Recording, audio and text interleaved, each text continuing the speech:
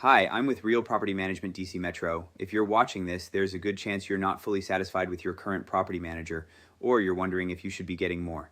Maybe communication is slow, maintenance keeps getting dropped, or you're just not seeing the results you expected. The good news is that switching property managers is usually much easier than most owners think. In most cases, your residents stay in place, your lease stays the same, and the main work is behind the scenes: notices, records, deposits, and a clean handoff from one company to another.